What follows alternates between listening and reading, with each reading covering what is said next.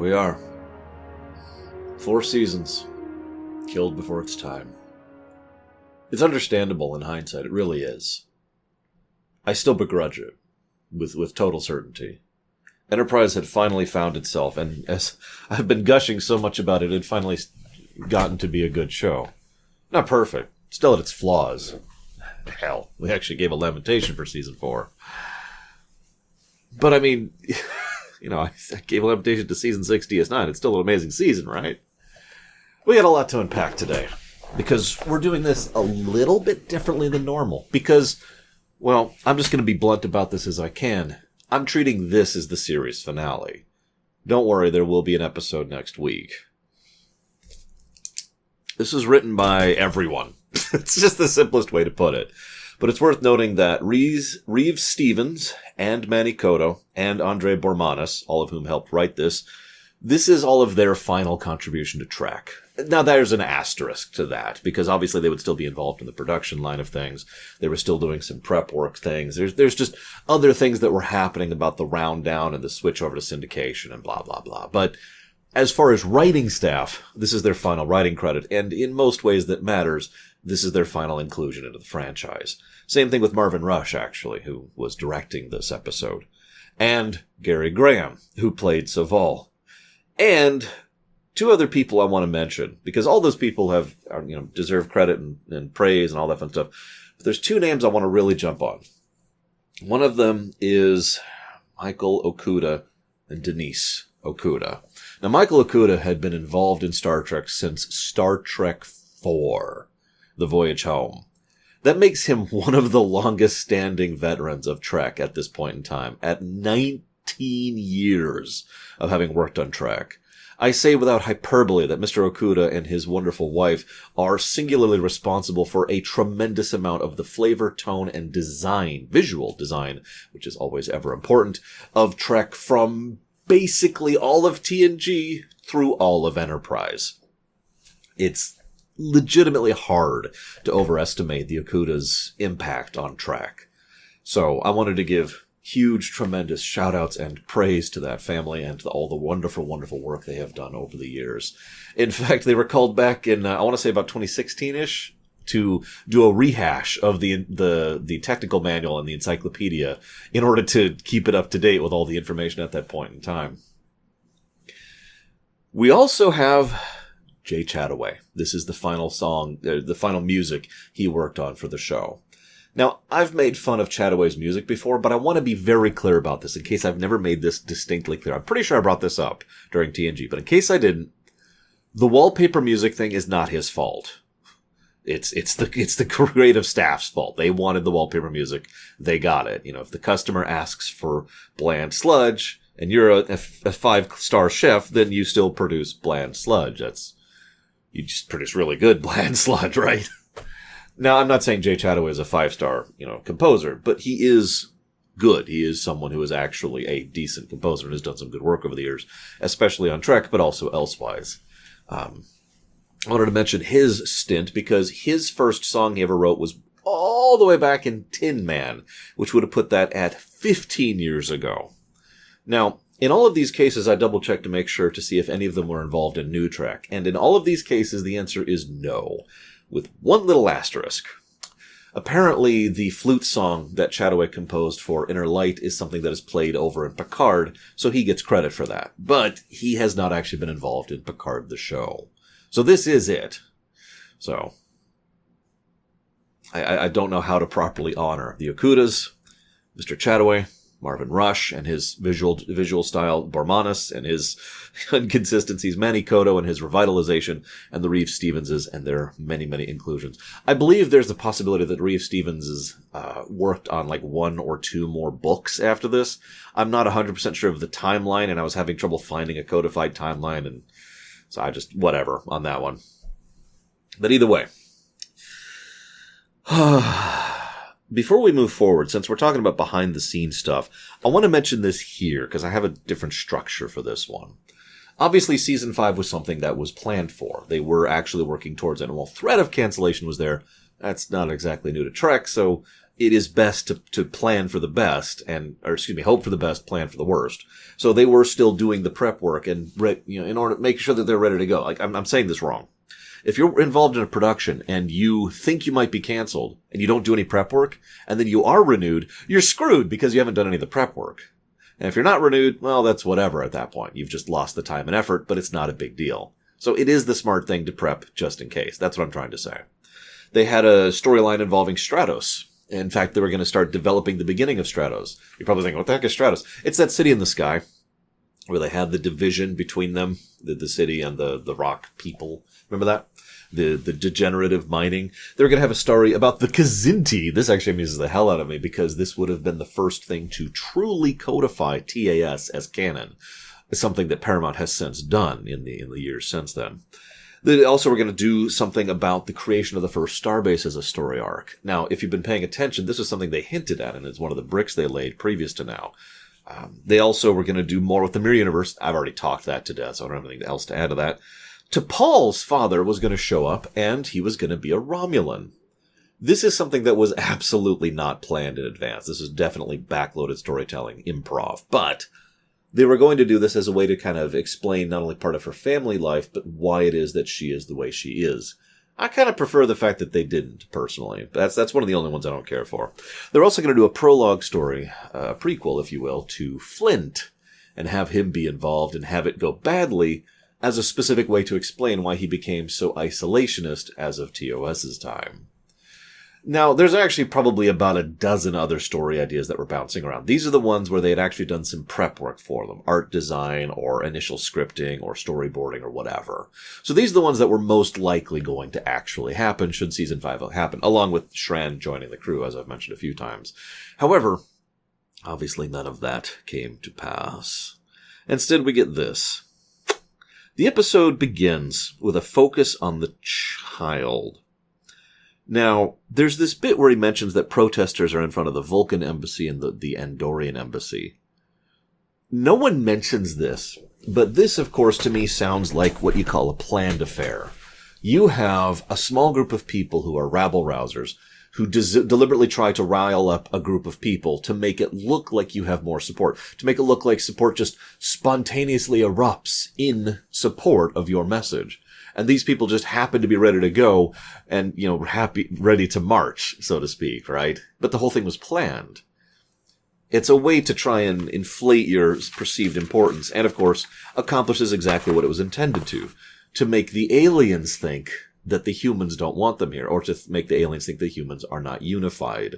This is the second benefit of Paxton's huge speech that he gives, and the method by which he gives it. He ensures that there is a wedge divided between the aliens and the humans in order to ensure that all non-human races are at least going to be thinking about this. But that leads me to the main thing. What's the end goal here? There's no way Paxton could actually enforce any of this, right? He could never actually win. Well, that depends on the definition of victory, doesn't it? I have been saving all this for this part, and I'm going to fail, because this is getting into psychology and manipulative tactics and all sorts of other deeper, much more nuanced topics that I am only the very surface level of familiar with. One of the things that tends to be a substantial value when it comes to human psychology is channeled attention. It's the idea of trying to force your focus onto something in order to ensure that you and your brain perceive it as relevant and then take that and run with it, because that's what the mind does. It processes. If I was to describe human consciousness as one word, it would be the word processing, because that's what we do. We don't just look at something and it's like, okay. We look at something and we extrapolate. If you see, this is a random example. I don't know where someone in my chat brought up Call of Duty earlier, and this is probably where this is coming from. If you see a picture of a wall, and there's a bullet hole, clearly obvious bullet hole in it, and that's all you see, where does your mind go? Like, I should have actually prepped a picture. I should just hold up a picture and just, okay, what do you think about this? Because this is the point. Your mind takes that and runs with it and starts thinking, okay, well, it's clearly that, and there was probably a shot. I wonder if it came in or out. It probably is an area that's dangerous. It might have been a criminal situation. It might be a war zone. And your brain just starts processing. But the way the brain tends to process is based on the centric focus, the main thing that is being presented, especially visually. Thus, if someone is trying to give this big speech about the ills and dangers of the future and is showing you an actual genetic hybrid between a human and a Vulcan, then the brain doesn't just look at that. It's like, okay, oh, he's so cute. No, instead what happens is, well, wait a minute. That means they're actually starting to crossbreed. And if they're crossbreeding, then that could mean, and then and the mind can just run with that. By focusing this is ensuring that everyone who is watching this broadcast is processing it. And frankly, the overwhelming majority of people will not process that in a way that he wants. I bet there are people in universe who saw that and were like, that's awesome. Like, that's amazing that's finally a thing that's happening. Remember, we have had hints before that humans and Vulcans have tried to mate, to have children in the past, and they have not succeeded. So there are probably going to be people who think, someone finally managed the medical tech to make it happen. But he has ensured, nonetheless, that people are processing it, which leads me to the second point. The most difficult thing for any human being to do is to manage their emotions, ironically, because emotions can actually get in the way of thought. Now, I've talked before about how, for example, anger literally chemically makes you stupider while you are actively in a state of legitimate rage. I've talked about that before. This is actually something that only came to my awareness within the last, that would have been about 5-6 years ago, relatively recent in my life. But those studies have continued to extrapolate on this very concept and have continued to show that emotions tend to just sort of block thought in many ways. Now, this makes sense. It's actually a method of ensuring survival. It's kind of a built-in instinctual sort of a thing, right? You know, if you are afraid, your brain won't be stopping to process. You will be reacting to things. It's one of the reasons we have those reflex kind of a thing, right? And in the moment thing, it's actually one of the reasons why training tends to work so so significantly into the difficult task of ensuring that your automatic fear, emotion, gut reaction that happens before your brain has consciously started processing is that it subconsciously immediately does what it needs to do. You know, look into pilots or Formula One drivers or many other people who do very, very, very dangerous things that require sub-split-second reaction times, right? Now, and of course this applies in the military as well, and frankly in the medical field as well. Funny how that works out. This, of course, all ties into the idea of trying to control people via their emotions, an extremely old tactic, one that is so old that I'm pretty sure the first historical document of this attempted tactic was someone scribbling on a cave wall somewhere saying, okay, I'm being facetious, but I'm pretty sure this has been with us since humans have been with us. But it's extremely effective because of the fact that it takes so much mental processing to be aware of it happening within yourself. It requires a degree of dissonance, which itself is part of the problem, but then also an external viewpoint on one's own perspectives. Being willing to challenge your own thoughts and minds on these matters is something that most people don't even bother to learn because, why bother, right? But even those who do try to learn this still fumble and fail. I will go ahead and say that I try constantly to have this kind of mental discipline over myself, to not allow myself to get roped into emotional arguments, but instead to have intellectual ones. Oh, don't mistake me. Emotions are valuable and important, and I do care, and I do, get angry, and I get sad, and I have empathy and sympathy and all those wonderful, amazing things. But those things can, and do, get in the way of actual discussion and actual discourse. Now, what does this all have to do with Paxton's approach? Notice that the main things he hits here are reproduction and loss of identity. Two very emotional things. It's very core to what most people think of themselves as. Who and what we are, and who and what our children will be.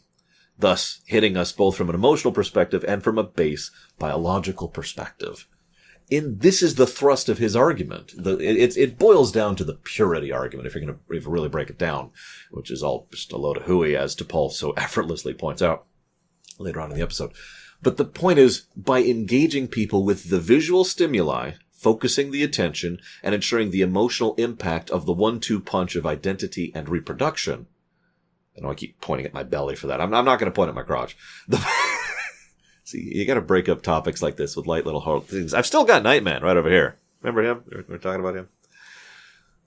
By ensuring these 3 points, Paxton has guaranteed his first point of victory. What is that point of victory? Well, some people are going to think about it and some people are going to be swayed, but that's actually not really his victory. Truth be told, Terra Prime probably has all the support it's going to get, and truth be told, that support will probably dwindle out over time. But what is almost a guarantee is that people are now talking about it.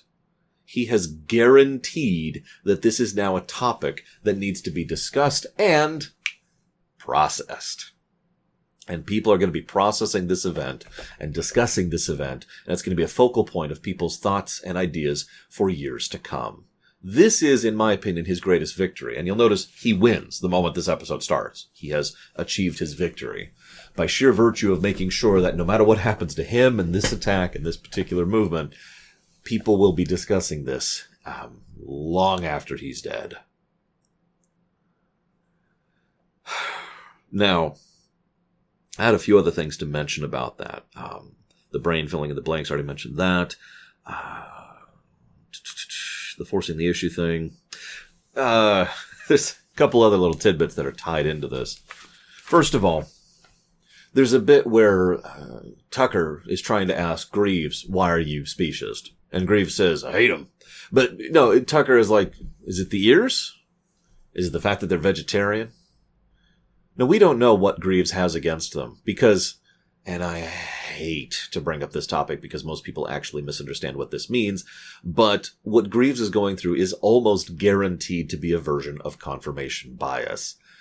Put as simply as possible, because this is a very complex topic, confirmation bias is when you make up your mind and then are more inclined to information that conforms to your already decided opinion. More against, or more for if it's for you, more against if it's against you. Bam. People tend to misunderstand that and misuse that argument constantly. It's actually very tiring, which is why I didn't want to bring it up. But I bring this up because Greaves gives no logical reason for his argument. In fact, his big argument for why he's against Vulcans is because they didn't intervene in World War III. Okay. Now, hang on, pause. That's an interesting prime directive discussion and, in fact, could lead to a whole discussion about the ethics and morality of intervening in other lives and the very nature of the prime directive itself. But that's not what he means.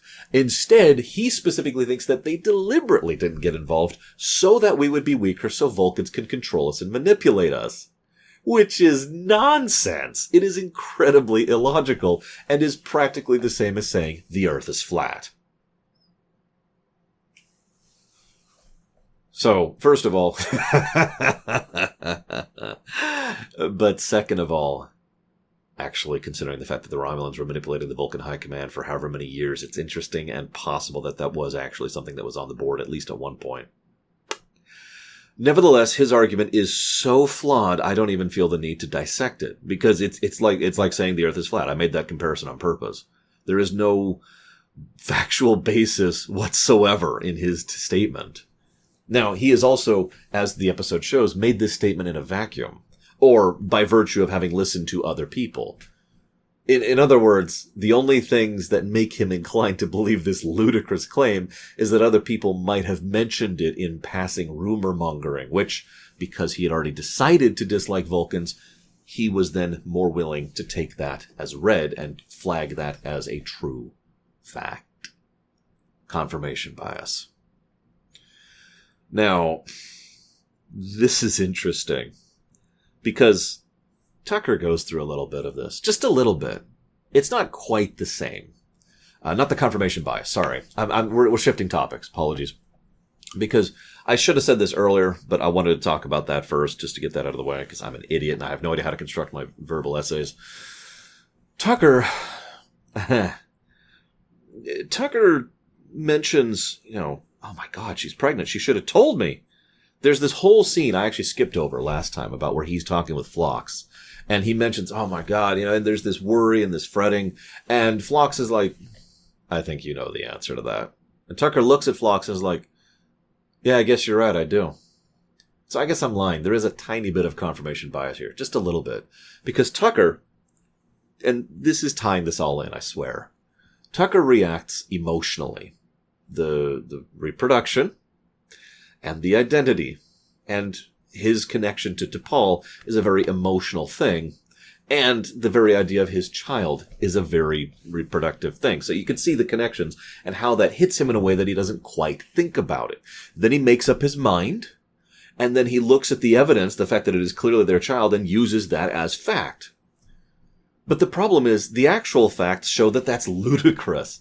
Just as ludicrous as the idea. No, really, just as ludicrous as the very idea that Vulcans were deliberately trying to conquer Earth. It is exactly as ludicrous. There is no way in hell T'Pol would ever go to term or remove the embryo or do anything else and never even mention it to the father. There is not a chance in hell. And he knows that. But he still worries and he still thinks about it because the focus of his attention is pushed onto the child. Thus, it is now something he is processing, and thus it is now something that's going to be discussed. And he is willing to think things, feel things, and say things that he knows aren't true.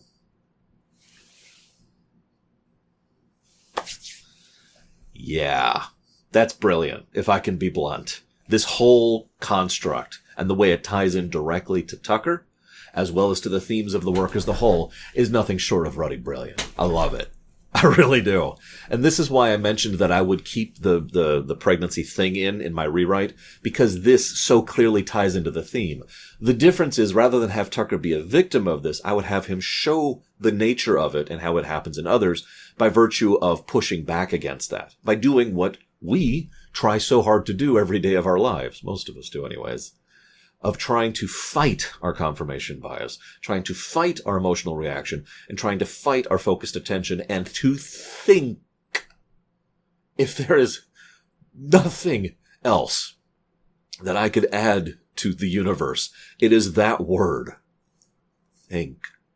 Think for yourself. Think, process, work through it, actually look at the facts, and try to maneuver through your own brain, which is actively trying to manipulate and deceive you. I know it's hard. And I know it's not easy.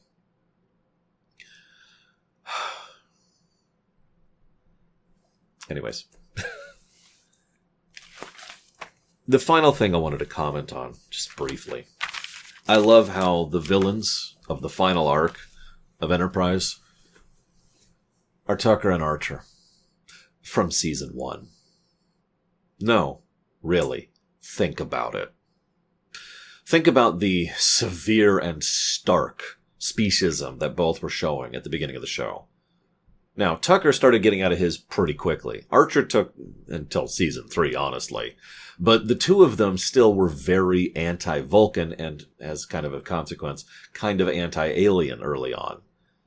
Now, they weren't actively trying to shoot aliens or kick them out of the system, but at the same time, you see that. You see that attitude, and you see how it could escalate, or you could see how it could be misused, or if hands were not reached out to each other, how that could have gone much worse than it did. It's also interesting, too, because both Archer and Tucker grew out of that thanks to micro, that is to say, individual connections with other individuals, Saval and T'Pol being the two most obvious ones. And thus that affects the macro, because that's kind of how we tend to think as well. We use representations in order to build expectations. And I find that doubly interesting that since Tucker flat out says to Greaves, "You ever met a Vulcan?" And his answer is, "No, not until T'Pol." And boy, doesn't that just say everything. Wow, I've talked for 25 minutes. I haven't even talked about the episode yet. I do hope you'll forgive my indulgence. Like I said, I'm kind of treating this like the finale. Frankly, next week's episode might be a lot shorter. So, the council makes the decision to go ahead and wipe everything out. That's actually an interesting decision to make. It kind of makes sense. You don't negotiate with terrorists. I mean, that's not just a slogan. There's a validity to that. And these are terrorists. Let's be 100% clear about this. No matter what Paxton says, what he is doing is the clear-cut definition of terrorism. And I tend to be a lot more harsh about the utilization of that word than other people. Paxton's a terrorist. This leads to an interesting question. Would Paxton kill the child if it came down to it? What do you think? Honest question. Because on the one hand, yeah, no, he's evil. But on the other hand, he's not really a true zealot. Not really. And I mention that because true zealots are terrifying in their own right, but true zealots adhere to their own cause without exclusion, and that includes themselves. Paxton is not that. He has absolutely no problem using alien technology, freely given, in order to extend his lifespan, in order to accomplish his goals. In fact, this leads me to another question. What do you think Paxton's goals really are? Now, I've kind of already hinted at it, so I'll say it flat outright right now, but go ahead and pause. Hit the pause button. Hit space, tap the phone, whatever it is you do. And I know some people watch me on Xbox. Hi, Xbox viewers, you're awesome. So why do you think he's doing it? What do you think his goal is? I think his goal is to make his mark on history.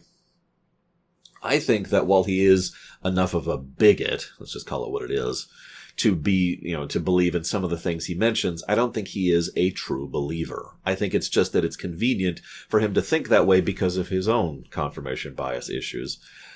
And I think he wants to make his mark on history. He wants to be the great venerated leader that Colonel Green is not. Oh, Colonel Green is remembered and mentioned in the future, but always in that sort of dismissive tone, that kind of a way. He wants to be that, but vindicated. This is my opinion. Regardless, this then leads to the Travis Gannett dynamic, which was really cool and is immediately torpedoed in favor of neither of them are willing to trust each other, and there's lack of communication, and there's drama, and it's dumb. It's probably the worst part of the episode, and brings this down from what otherwise would be an excellent score to merely a very good one. Paxton constantly uses this approach, and it's a bog standard villainous approach. It's like, okay, so there's a bus over there. It's filled with kids. Now, I'm going to warn them to all evacuate the bus, and you're going to shoot the bus. But I don't want to shoot the bus. Okay, well, if you don't want to, then I'll have to, and I'll have to shoot when the kids are still on board. Do you really want to kill those kids? And you see how neatly and stupidly, if you think about it, he has reassigned the blame to you for the action that he is propagating. It is an extremely common villainous act. I'd actually rather not talk about it in real-life connotations, but it shows up all the time in fiction. And that's exactly what he does. He does this consistently, too, especially to Tucker, where Tucker is trying to sabotage him. And it was nice seeing Tucker slug him. That was nice. Not Paxton, he slugs Greaves, but still. Anywho, so then, T'Pol is there with the baby, which is adorable. Hello? Hang on, I need a stand-in. Come here, Blue. Thank you, Blue. You're awesome. All right, Blue. I am your mother. Aren't you a guy? Shut up. And she's just so, I don't know how to deal with this, which I imagine is how most parents feel. So, #relatable. I suppose we'll need a name for you. We should discuss that with your father. And there's just something wonderfully adorable, almost adorkable about the way he does it. Or she does it. Sorry. I was looking at my phone at something my dad was sending me. That's a cross fuse there. There's something adorable about the way she does it and about the way she talks about it. It's also terrifying because one of the things this episode does is it actually treats you like you have a brain. This is why this episode is so high on the list for me. Like, in a nutshell, of all the many things to gush about it. Just like Lamentations, the absolute cream of the crop has to have an extra little bit of oomph. And in this case, it's the fact that the episode treats you like you are smart. It doesn't tell you things outright, and it actually lays the pieces there for you to put together yourself, as we've been doing for the last 40 minutes, however long we've been talking. Nope, 30 minutes, my bad. A little off. So there's this bit where she's trying to figure out what's going on, and there's something wrong, but she doesn't say it. She doesn't talk out loud to herself like most fiction would do. And there's not this beeping thing that says, beep, beep, just shoving it in your face. Instead, it's just, something's wrong. There's also small moments. There's this bit where they land on Mars, We find out, thanks to good exposition, that Reed and Phlox have never been on Mars before. Well, possibly Phlox, but definitely Reed. And Reed steps out and he says, 32. 32 planets I've been on. Because of course he would keep track. And what I love most about that is Phlox keeps track too. 248. But it's not said in a competitive way. That's shared enthusiasm right there in a nutshell. And God, if that one scene isn't all of Trek in one 10-second little stint, isn't it? Reed, despite being on this dangerous, exciting mission, is nevertheless someone who just has to take a moment to recognize the feat of having stepped on his 32nd planet, and then Phlox, without even hesitation, with no shame, no guilt, no pandering, no mockery, just joins right in. 248. Because he's been doing the exact same thing, despite being a different person, different age, different race, different species. Anywho. So, this then leads to the hypocrisy thing, where I mentioned, my theories about what Paxton actually wants. And then Paxton is defeated. That's weird. There's 12 minutes left in the episode. Yup. We cut to, we find out, this is actually kind of funny. The Vulcans apparently have an embassy in Berlin, as well as Canberra. That's an interesting choice. Anybody out there? I mean, you don't have to share. I don't want to dox anyone. Does anyone live down in that region? I've never been to Australia. I keep meaning to go, but it's on my list of 7,000 places to go, and it's not like I have time or money or power. But we see Kelby. Oh my God, Kelby was the one who was the agent all along. By all accounts, that was the original plan, that Kelby was the Terra Prime agent. And God, wouldn't that just make sense? But no, it's Massaro. You're probably thinking, who? Well, this is funny. I decided to look this up. Massaro was actually mentioned in effectively background dialogue multiple times, going as far back as season 3. But it's one of those characters that's never actually shown on camera. You know how that goes. So instead he shows up, and I love the fact, this actually got to me. I didn't think it would. By the time he's out there, by the time they're looking for him, he has already decided to die. He's already committed to this action. And he is already at the idea of, okay, but he needs them to know first. I wanted to say I'm sorry. Tell my parents or grandparents, I forget what. Tell them I'm sorry. I didn't mean for people to be harmed. And even a weapon set to stun is lethal at point-blank range. So,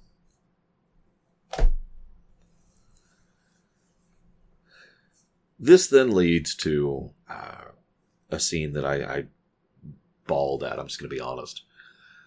I actually think this I haven't seen this show since my niece was born, which I mentioned because this hit me a lot harder than it ever has before.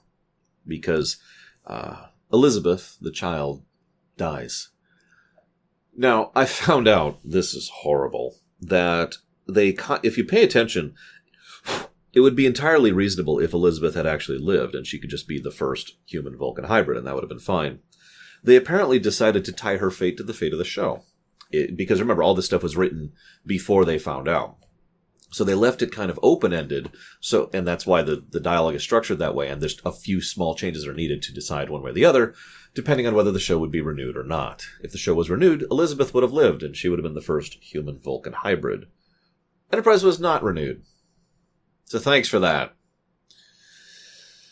Phlox's reaction is telling, and is basically my own. I never expected to find a second family. Trinier does a great job in the actual final scene. Apparently, he had just found out that his own wife, his real life wife, was having a child, and the idea of that child dying as an infant was just hitting him like a ton of bricks, which I understand completely. And so his sobbing and grief was actually kind of legitimate there. In fact, it was so hard that Jolene Blalock was having trouble not breaking down herself. You notice she just completely stonewalls. Like, she's done a thing over the whole series where she'll show little tidbits of emotion. She doesn't do that here. She just is a brick wall. Again, because the actress kind of had to be. But this is appropriate because this is how both people would react to this grief. Tucker would be beside himself, and T'Pol wouldn't be able to do anything. It is, of course, interesting that T'Pol is the one that reaches out the hand to him. They just hold hands there. It's a powerful moment. But you'll notice I skipped over one tiny little tidbit because I wanted to talk about this last. Archer gives a speech. It's his first good speech in the whole show. But what I love most about it is that I actually firmly agree with a point that is being made within the speech. Maybe I'm just confirmation biasing here, but I do agree with this concept. The final frontier is the connections between people. The way we interact, the way we are. We are. Simply by being we. Simply by existing as a group and as a consensus and talking and discussing and unifying and arguing and debating and fighting. We, the very concept of such, are the final frontier. And something about that really made me smile. And just to put the cap on it, Saval is the first one to applaud Archer's speech. Ladies and gentlemen, this has, in every way that matters, been Enterprise. It has been a hell of a ride. I do hope you have enjoyed, because next week, we're doing something a little bit different. I do hope to see you there, but if I don't, I will understand, for once. LLAP.